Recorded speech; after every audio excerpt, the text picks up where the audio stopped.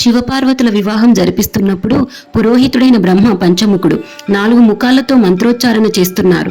కానీ ఆయన ఊర్ధముఖం పార్వతీదేవి సౌందర్యానికి మోహపరవశమై చేష్టలుడిగి చూస్తుండిపోయింది. ఇది గమనించిన పరమశివుడికి కోపం వచ్చింది. బ్రహ్మకి బుద్ధి చెప్పాలని చేయి చాచి ఒక దెబ్బ వేశాడు. మహేశ్వరుడి చేతి దెబ్బ సాధారణమైంది కాదు కదా. దాని ప్రభావానికి బ్రహ్మ ఊర్ధముఖం తెగిపోయింది.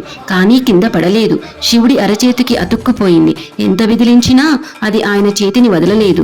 క్రమక్రమంగా ఎండి చివరికది కపాలంగా మారిపోయింది. బ్రహ్మ అపరాధం చేశాడు. దానికి ఆదిదేవుడు శిక్ష వేయాల్సి వచ్చింది. కానీ అది సరాసరి బ్రహ్మహత్యగా పరిణమించి ఆ పాపం అంతటి మహాదేవుడికి అంటింది. జగద్గురువు మహాతపస్వి అయిన మహాదేవుడంతటి వాడికి సైతం పాపఫలం తప్పలేదు. దేవతలందరినీ పిలిచి నిస్సంకోచంగా జరిగింది చెప్పి తన పాపానికి ప్రాయశ్చిత్త మార్గం ఏమిటో తెలుపమన్నాడు. అప్పుడు వాళ్ళు, ఓ దేవాదిదేవా, పరమజ్ఞానివి, నీకు తెలియని ధర్మం లేదు. ఈ జగత్తును నడిపిస్తున్న వాడివి, శాసించగలవాడివి. అయినా మాపై కృపతో ఒక సలహా ఇవ్వమని కోరావు కనుక మా జ్ఞాన పరిమితికి తోచింది చెప్తున్నాము. నువ్వే ఈ కపాలాన్ని భిక్షపాత్రగా భావించి ఇంటింటికి తిరుగుతూ ప్రతి చోట నీ పాపమేమిటో చెప్పుకొని భిక్షాటన చేయి. కొంతకాలానికి ఆ పాపం తరిగిపోయి ఈ కపాలం రాలిపోవచ్చు అని అన్నారు దేవతలు. పరమశివుడికి అది సమంజసంగా అనిపించింది. అంతే, ఈశ్వరుడు భిక్షవుగా మారి ముల్లోకాలు తిరుగుతూ తన వివాహం జరిగిన చోటికి చేరుకున్నారు. ఇదంతా జరిగేందుకు పూర్వమే హిమాలయ పర్వతాల్లో ఈశ్వరుడు కేదారేశ్వరుడిగా అవతరించి ఉన్నాడు. అందుకు సంతసించిన మామగారు హిమవంతుడు ఆ ప్రాంతాల్లోని శిఖరాలను, నదులను ఈశ్వరునికి కానుకగా ఇచ్చేశాడు. అది తెలుసుకున్న నారాయణుడు శివుడి దగ్గరికి వచ్చి, పరమశివ, నీ ఆధీనంలో ఇన్ని శిఖరాలున్నాయి కదా, ఈ బదరీవనంతో ఉన్న శిఖరాన్ని నాకు కానుకగా ఇవ్వవా అని అడిగాడు.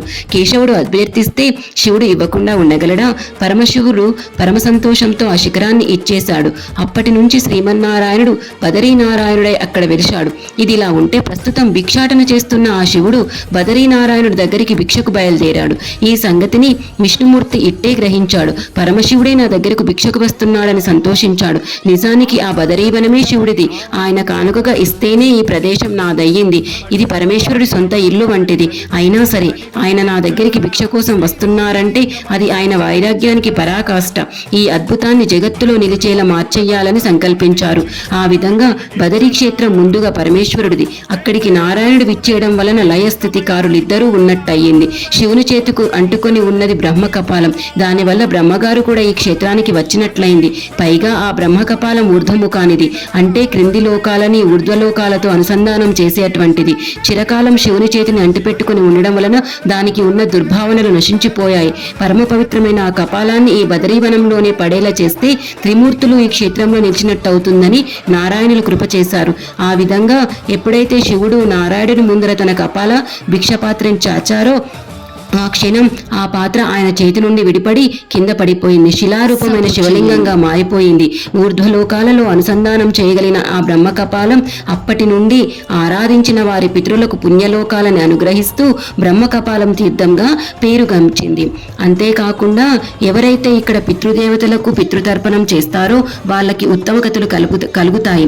బ్రహ్మ కపాలంలో పిండం పెడితే ఇక ప్రతి ఏడాది పితృతిథి పాటించాల్సిన అవసరం లేదని కూడా పెద్దలు చెబుతూ ఉంటారు.